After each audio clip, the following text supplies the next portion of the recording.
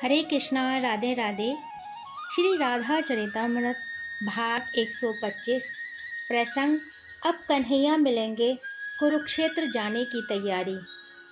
100 वर्ष बाद वृंदावन ने हंसी खुशी के वातावरण में सांस ली थी। नहीं तो रोना, सिसकना, आहें भरना, यही तो देखा है इस वृंदावन ने। कहते हैं पतनारे बहते रहे हर घर से 100 बरस तक, पानी के नहीं आंसुओं के। उफ, क्या रहा होगा वो बिरह काल। ग्वाल सखाओं का काम तो एक ही था, मथुरा की सीमा में जाकर खड़े रहना और उधर से कोई भी आए उससे अपने कन्हैया के बारे में पूछना। कैसे बावरे हो गए थे ये ग्वाले। मथुरा से द्वारिका चले गए उनके कन्हैया, फिर भी मथुरा की सीमा में ही खड़े रहना और देखते रहना कि आ जाएगा या कल। अरे मनसुख, मधुमंगल, तोक, भद्र, सुनो तो सुनो। श्री दामा भैया दौड़ते हुए अपने सखाओं के पास आ रहे थे। श्री दामा का उत्साह और उमंग दूर से ही दिखाई दे रहा था। उनके माथे की पगड़ी में जो सिर पेच लगा था वो अति उत्साह से दौड़ने के कारण टेढ़ा हो गया था। अरे, इन बरसाने के युवराज को आज बड़ा उत्साह चढ़ रहा है, मनसुख ने कहा। पर इनके मुखमंडल में इतनी प्रसन्नता क्यों है? सब मन ही मन सोच रहे थे। श्री दामा दौड़ आए। सखाओं ने बड़े प्रेम से उन्हें बिठाया और कुछ कहने आए हो, मनसुख से पूछा। पर श्री दामा, तुम इतने प्रसन्न क्यों हो? क्या हुआ लाला? कन्हैया का बिरह कहीं तुम्हारे माथे में तो नहीं चढ़ गया? मनसुख कुछ भी बोलता है।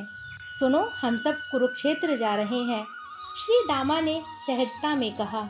जाओ, हमें क्या है, पर हम तो यहीं रहेंगे इसी वृंदावन में, मनसुख सिर झुकाकर बोला। श्री दामा ने मनसुख के पीठ पर हाथ मारी।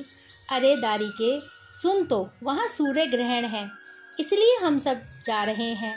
तो मनसुख ने श्री दामा से पूछा, तो सूर्य ग्रहण है तो?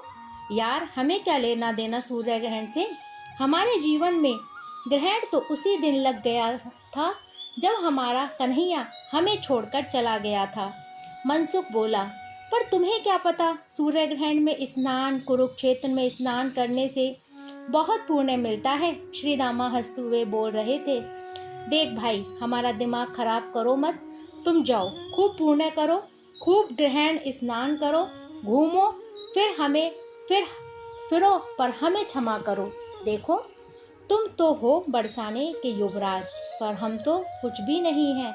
ठीक है, जाओ कुरुक्षेत्र। ये बात भी मनसुख ही बोला था।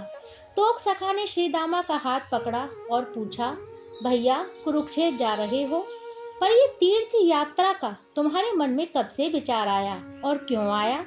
हमें तो कन्हैया के सिवा कुछ भी अच्छा नहीं लगता।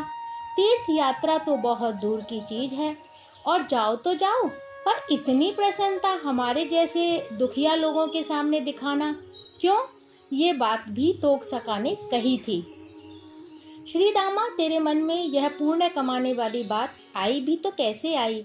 और हम लोग तो ये पाप पुण्य से पड़े थे, फिर एकाएक क्या हो गया तुम्हें? मनसुख दुखी होकर बोला था।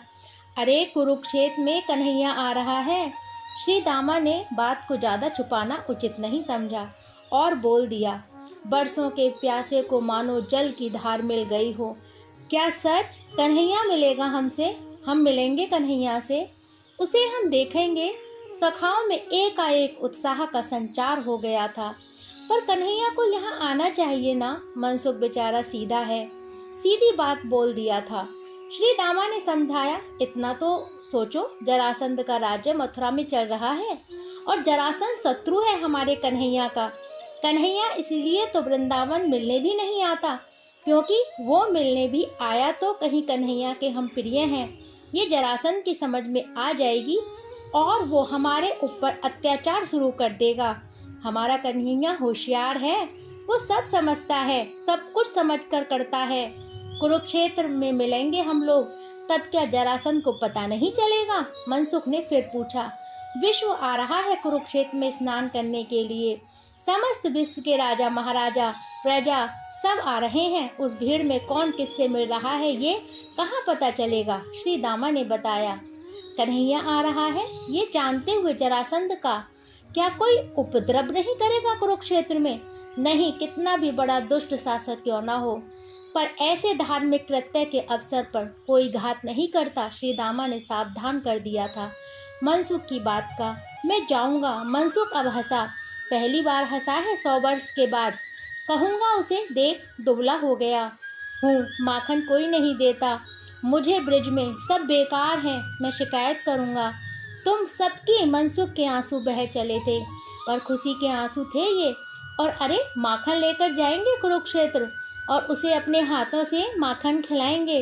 वह तोक सखा उछल पड़ा। वहाँ खेलेंगे भी? मधुमंगल बोला, अब तू बच्चा नहीं है, खेलेंगे। मधुमंगल, तेरे सिर के सारे बाल सफ़ेद हो गए हैं, तू बूढ़ा हो गया है। सब हंसे, खूब हंसे। तो क्या हुआ, बूढ़ा हो गया तो क्या मैं खेल नहीं सकता? फिर धीरे से बोला, मधुमंगल, कन्हैया भी हमारी तरह ही हो गया होगा ना? उसके भी घुंघराले घुंघराले बाल सफ़ेद हो गए होंगे ना? हट पागल, वो तो सदा एक रस रहता है। हमारा कन्हैया दुनिया से निराला है, वो बूढ़ा नहीं होगा। बूढ़े तो हम होंगे, तू होगा। श्री दामा ने सबको हंसते हुए कहा। अच्छा सुनो, मेरी सुनो। तोक सखा आगे आया, मैं उसके लिए मोर मुकुट बनाकर ले जाऊंगा। मधुमंगल बोला, गुंजा की माला उसे बहुत अच्छी लगती थी, मैं तो उसे गुंजा की माला पहनाऊंगा। हंसने लगा, कन्हैया मिलेगा। सखाओं की किलकारियों से पूरा वृंदावन गूंज उठा था। आश्चर्य, पशु पक्षी इधर उधर दौड़कर देख रहे हैं कि ये लोग हंसते क्यों हैं, क्यों हैं? कहीं कन्हैया तो नहीं आ गया?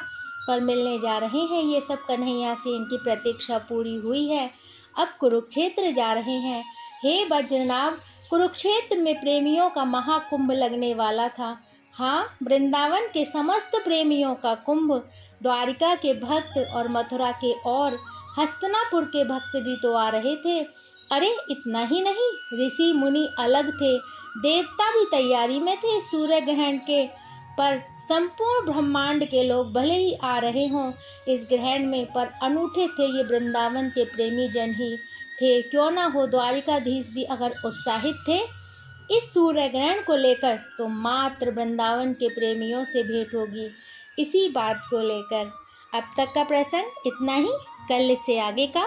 जब तक के लिए हरे कृष्णा, राधे राधे।